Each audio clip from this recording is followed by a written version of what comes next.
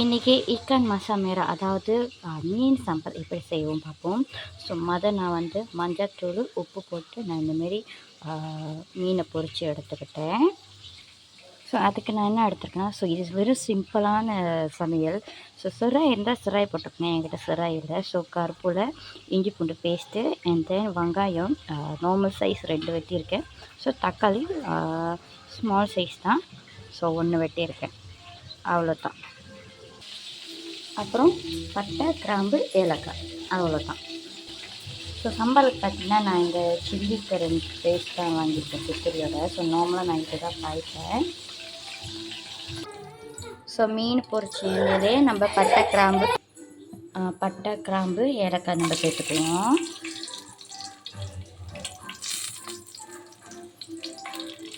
அப்புறம் வெங்காயம்.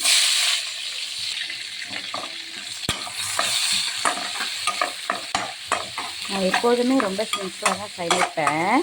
ஸோ இது வந்து சிம்பிள் ரெசிபி.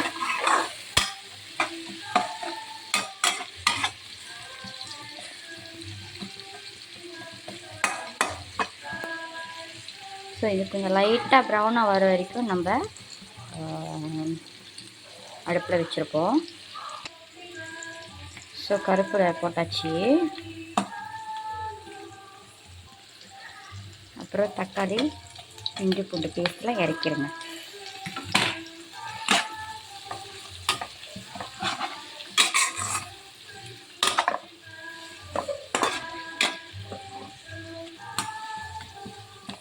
ஸோ தக்காளி குழஞ்சி வர வரைக்கும் நம்ம வெயிட் பண்ணுவோம். ஸோ தேவையான அளவுக்கு உப்பு கொஞ்சமாக போட்டுக்கிட்டால் போதும். ஏன்னா நம்ம ஏற்கனவே மீனில் உப்பு போட்டு பொரிச்சிருக்கோம். ஸோ அந்த எண்ணெயில் வந்து கண்டிப்பாக உப்பு இருக்கும். ஸோ லைட்டாக போட்டுக்கோங்க, அப்புறம் பார்த்தோன்னா அப்புறம் போட்டுக்கலாம். ஸோ லைட்டாக மஞ்சள் தூள் போட்டுக்கலாம்.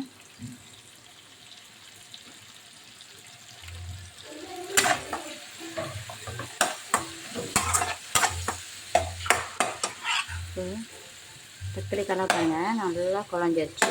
கத்திரிக்காய் நல்லா குழஞ்சோன்னே ஸோ நம்மளோட சில்லி பேஸ்ட்டு போட்டுடலாம்.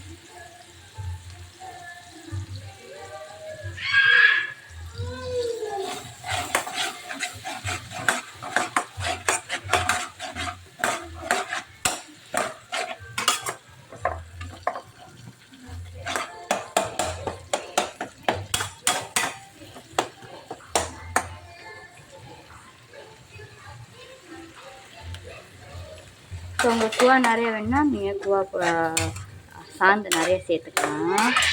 ஸோ லைட்டாக தண்ணி ஊற்றி எண்ணெய் பிரிஞ்ச அளவுக்கு வெயிட் பண்ணணும்.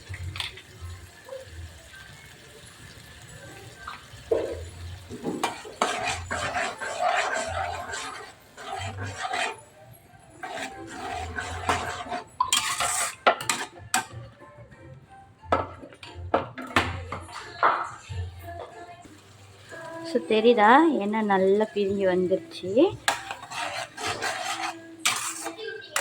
ஸோ நான் பார்த்தீங்கன்னா சுக்கு ரசம் பாய்ப்பேன். ஸோ கொஞ்சம் டேஸ்ட்டு கொடுக்கும். ஸோ அண்ட் தென் நம்ம பொரிச்சோம்னா இறக்கிடணும்.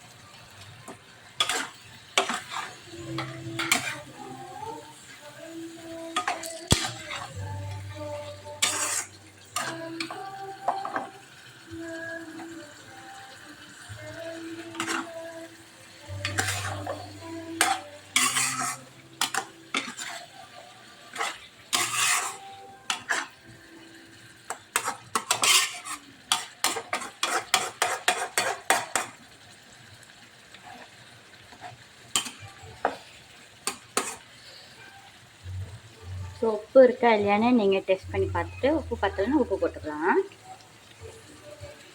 எனக்கு உப்பு கரெக்டாக இருக்குது, ஸோ அதனால் எனக்கு உப்பு வேண்டாம்.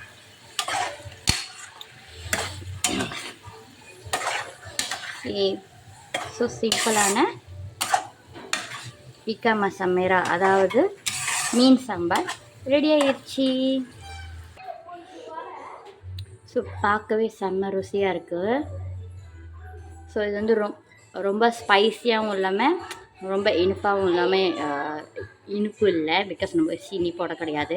ஸோ நான் அந்த சாந்து பாய்க்கிறேன்னா, ஸோ எதுக்கு நான் அந்த சாந்து பாய்க்கிறேன், அந்த சாந்து வந்து உரப்பு ரொம்ப குறவாக இருக்கும். ஸோ நம்ம வீட்டில் அரைக்கிறது வந்து எப்படி இருந்தாலும் உரப்பு அதிகமாக இருக்கும். ஸோ அதுவும் இல்லாமல் எனக்கு கொஞ்சம் ஈஸியாக இருக்கும். ஸோ அதனால தான் நம்ம அந்த சம்பால் பாய்க்கிறோம். ஸோ பார்க்கவே பாருங்கள் எவ்வளோ டேஸ்டியாக இருக்குது. ஸோ நீங்களும் வீட்டில் இதை பார்த்து நம்மளோட ரெசிபி பார்த்து ட்ரை பண்ணிங்கன்னா கீழே கமெண்ட் பண்ணுங்கள். தேங்க்யூ.